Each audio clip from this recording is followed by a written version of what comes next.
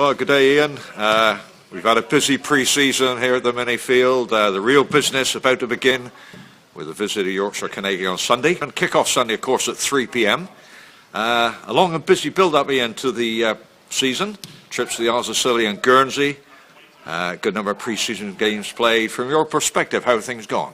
Pretty well. We're probably slightly behind where we hope to be due to the large number of young players we've taken on board this year, so we've had to try and get them up to speed physically, technically and tactically.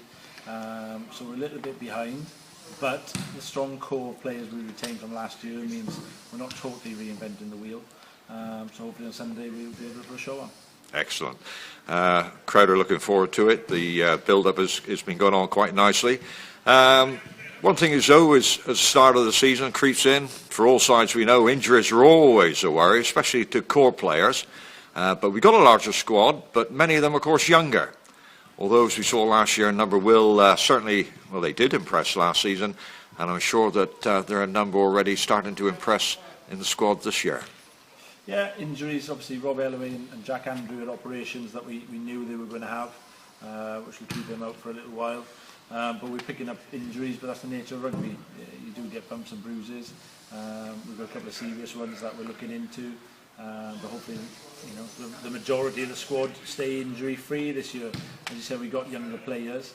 We're quite a young squad. Even the experienced players, Craig Holland, Mike Pope and Kieran Gossett are still youngsters. Experience because they've played 2 years.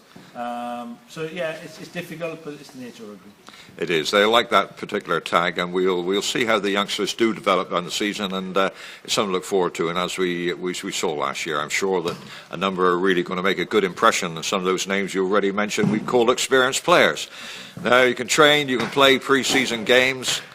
But arriving at the new championship, the cup season, is what it's all about, and I guess the whole squad, you and the whole squad, are raring to go. Yeah, very much so. You know, you're here to play rugby. If you can't enjoy pre-season, you're never going to enjoy rugby because there's no pressure on you. The sun is shining. You feel good, you feel fresh, but you're here to play rugby. So week in, week out, it's about the championship. It's about the B&I Cup. We know it's going to be really tough this year because lots of teams have spent a lot of money. So we've got to make sure what we do is right. We keep developing. We're not looking at a 12-month program. We're looking at a 36-month program. So you know, we've got to keep everything in perspective. Yeah, and what do you expect from Yorkshire Carnegie this weekend? Interesting that they've appointed another rugby league man in Gary Mercer, taking over from James Lowe, who did a good job quite clearly last season. What are your thoughts with reference to what they will bring to the game this weekend? Well, where they are geographically, you know, I think determines that they're always going to have a strong rugby league connection. We've got a good link up with the Rhinos, or vice versa really. The Rhinos are the major partner in that group. But James did a good job last year, but let's not forget they've got Tommy McGee there, they've got Dave Baldwin, certainly Sir Ian McGeechan, I believe, has coached a fair bit of rugby union in his time. So they've got that spine of a coaching team that are well blessed in rugby knowledge. Gary Mercer's been involved in the Scotland setup and Scottish age group, so he's not coming fresh from rugby league.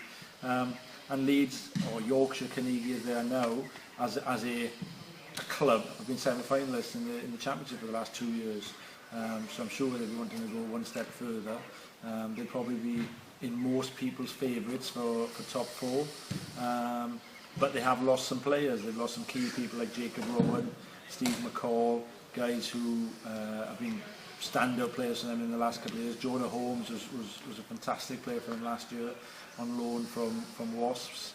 And also guys that we know very well, Mike Myerscough, Matt Smith, and now established guys up there, complemented by Ryan Burrows, Ben Harris, James Tideswell, you know, so they're a really strong side, so we're expecting them to be what they probably are, which is a top four side.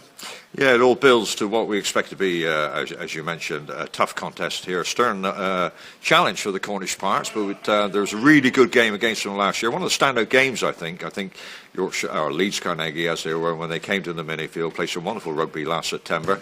But we started as well, of course, off that game against Bristol at Sandy Park, and we'll be looking for a good start, I'm sure, again this Sunday. Now, talking about coaches, how are your compatriots, Gavin and Paige, shaping up in their new roles? They're learning as they go along. They're learning that a coach's job is totally different to a player's job. There's a lot more planning that needs to go in place, a lot more thoughts, a lot more late nights, early starts. So they're slowly but surely learning that it's a thankless task to be a coach, to be honest with you, because if you lose, it's the coach's fault, and if you win, it's the players have done well. So you're always on a loser, really. As they were players, I'm sure they will learn, but at the same time, I think it makes a good triumvirate, and we wish you all the very best in that department together for the benefit of the club and Cornish rugby as we proceed through the season and beyond, hopefully. Now, last season, the Cornish Pirates ended 6th in the league and made it to the quarter-final of the Cup. It was a roller coaster of a season, as you indeed predicted, Ian. So what do you think, realistically, of 2014-15? Well, the original plan was that this would be year 2, it was a 3-year plan, but in reality it's probably year 1 again, because of the turnover of players and the way that we've had to change our focus a little bit with these youngsters coming in again.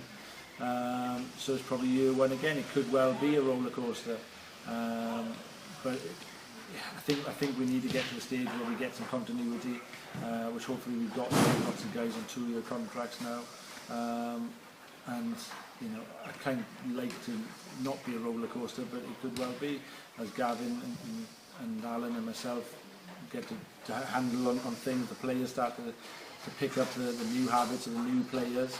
There's going to be ups and downs. We started last year beating Bristol and scoring a try very early against Leeds, as they were then, and we thought we were the best in since sliced bread, and then we dipped, then we picked it up again, then we dipped, then we picked it up again.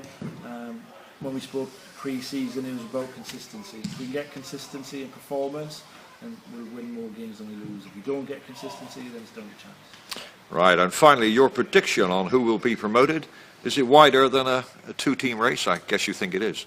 In reality, you know, if it's not Worcester or Bristol, you've got to ask some serious questions if you're the Bristol or Worcester management team.